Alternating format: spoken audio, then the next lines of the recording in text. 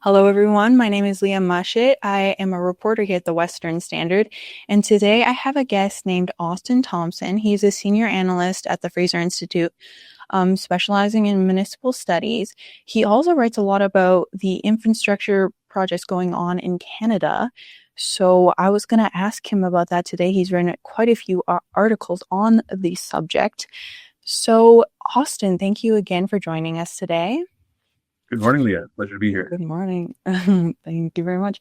Okay, so basically, first thing I wanted to talk about is the Build Canada Homes initiative, which has been dedicated, 13 billion has been dedicated to the initiative.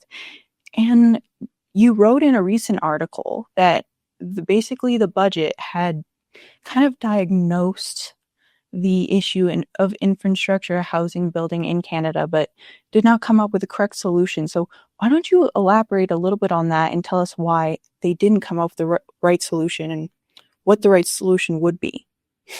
Yeah, I thought it was interesting. In this latest federal budget, they have a small section that lays out the narrative of kind of what's gone wrong in Canadian housing. And they list a number of things that I think are really the right things. They talked about regulations and red tape at the municipal level that make it harder for home builders to be able to build the sorts of homes that Canadians demand.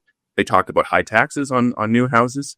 And yet the Build Canada Homes Initiative, which is one of the major new spending initiatives on housing by the federal government, is not really related to those issues in particular. The federal government is taking on a role it hasn't in a long time in order to be a developer and financer of major housing projects. And I just don't think that's what's needed at this point. There's plenty of demand for housing. There's lots of nonprofit and for-profit private housing developers who would be building more homes were it not for the tax and regulatory burden. And we don't need a federal agency in Ottawa to be, nudging its way into this market and competing with the private home builders for, scarce investment dollars, scarce construction labor. It's not what's needed at this point.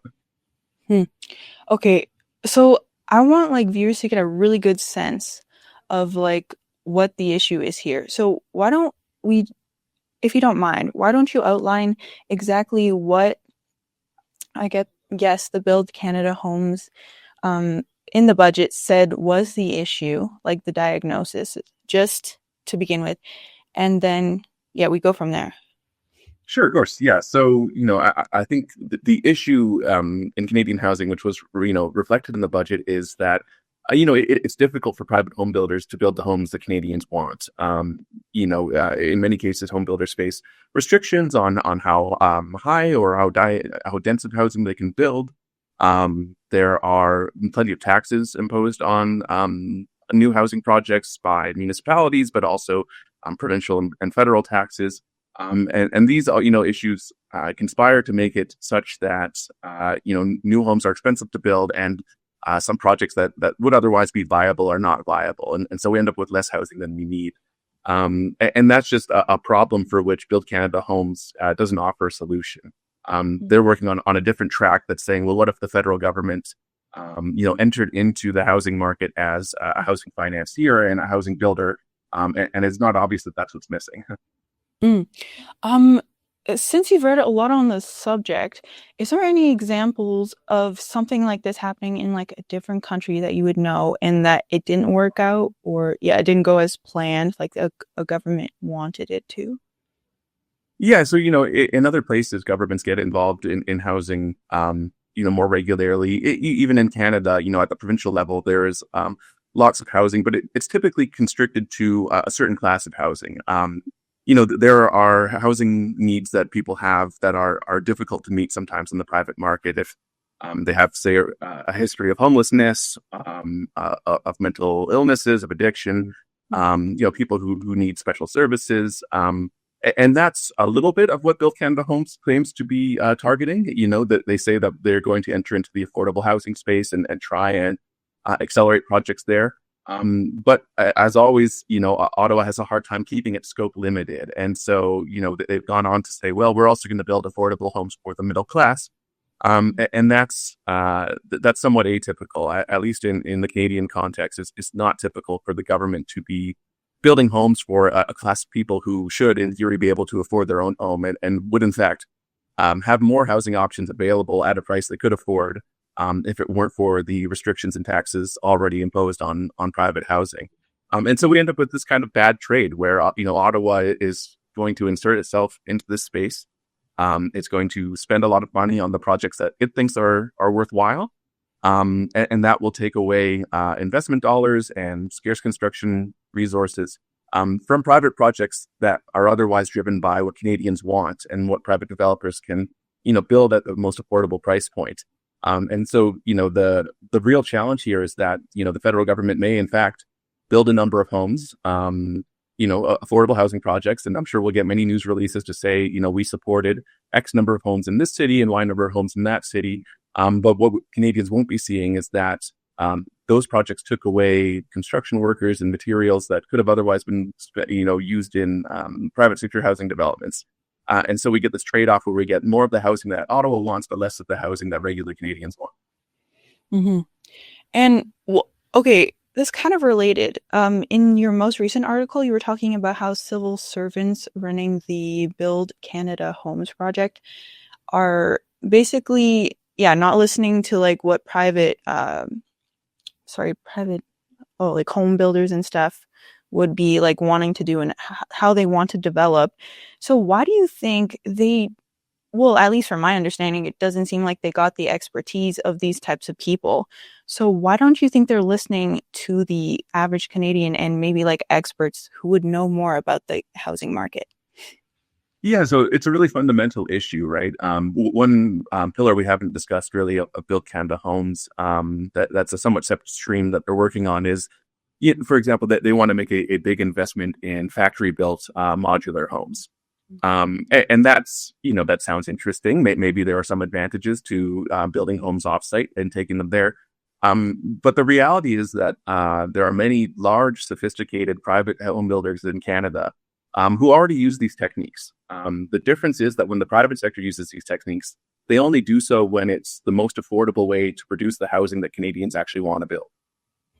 When the government steps in and says, well, actually, we think for reasons that we haven't communicated well to Canadians that we're not building enough factory and modular homes, they're saying, in essence, I know better than the private housing developers which housing technology will be the better one.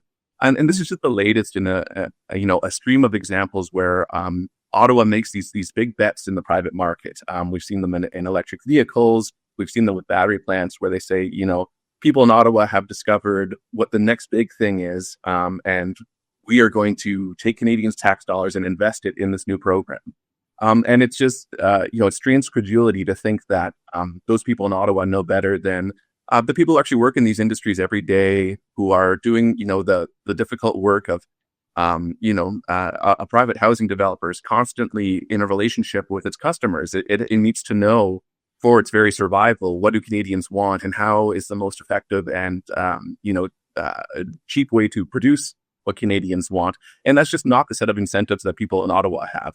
The bureaucrats who will run Build Canada Homes are not in the position of a private housing developer. If they make the wrong projects, their company doesn't fail. They don't lose their jobs.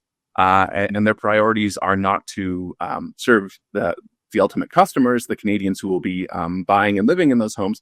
They have a whole complicated set of other incentives to make the Carney government look good, to spend in particular areas that sound good to Liberal government supporters. And that's just not the sort of incentives we want, getting into the housing market at a time when we're very housing constrained. We don't have the construction labor or the resources to indulge the Carney government, pursuing its own priorities in housing at a time when we need those resources to be fully engaged in providing the market housing that Canadians really need. Hmm. So from my understanding, I feel like you're saying as well that probably if we want to solve this crisis, politicians or bureaucrats should be listening to these experts more. Yeah, well, it's not even just listening to them more. This is a an area of housing policy that the federal government does not need to involve itself in the first place. There are things that Ottawa can do that affect housing markets. The general fiscal and economic conditions of the country make it easier or harder to invest in homes. The amount of take-home pay that Canadians can keep after they pay their federal taxes, it's directly related to how much housing they can afford. These are the sorts of issues that Ottawa ought to be focused on. They do not need to be involved really in any sense in financing or developing or building homes. Many other times in Canadian history, most of Canadian history, housing has been broadly affordable, and that affordable housing was provided almost entirely by the private sector. That happens when home builders are able to build homes without undue restrictions on the types of homes and where they can be built, and when they're not posed with extraordinary taxes by all three levels of government. Well, also, I kind of wanted to touch on one extra thing that was interesting that you did a bit a while ago. I think it was with another policy analyst, Jake Fuss, and it was about yes, and it was about the real estate of the federal government because it was just when the $3 billion was announced for the Build Canada Homes thing. And basically, you're saying they can't manage their real estate. Why don't you tell us more on that? So I thought this was a really interesting story and very relevant as the Carney government tries to pitch to Canadians that it should be involved in the housing market, and Ottawa should have a lot of say in the types of home that get built. The federal government has its own office buildings for its workers, and a 2017 study by the federal government itself discovered that 50% of that office space was being misused, unused, was kind of just sitting there. And so, of course, that's a not very good finding. I think any private company that discovered half of its real estate portfolio was being unused would urgently try and solve the problem. But it really demonstrates in the years that have followed since 2017, the difficulties that Ottawa has accomplishing, major complex projects in this space.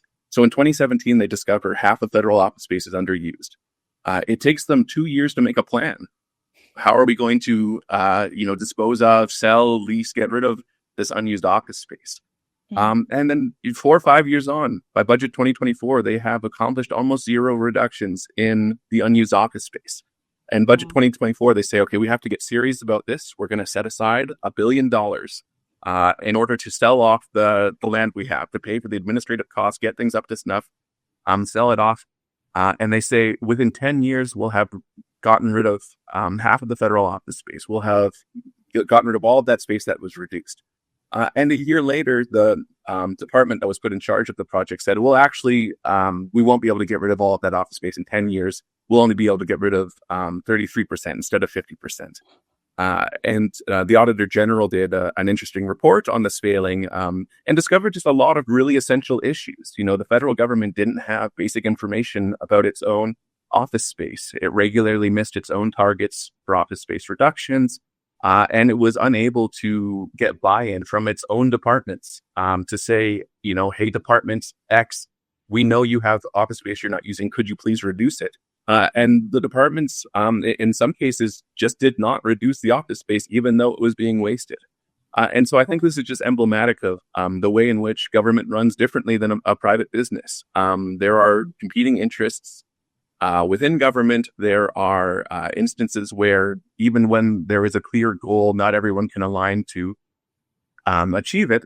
And this is the sorts of conditions that Build Canada Homes will operate under as well.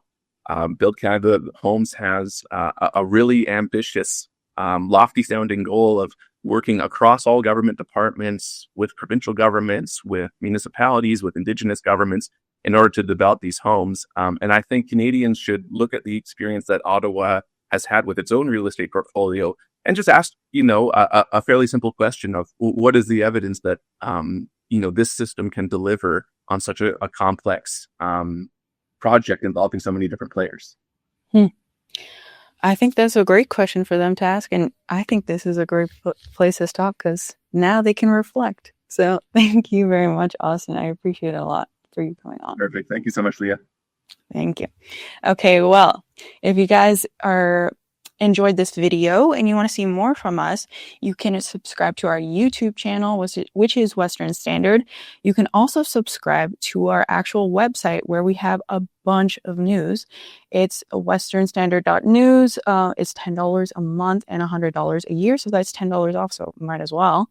Yeah, so thank you everyone and goodbye.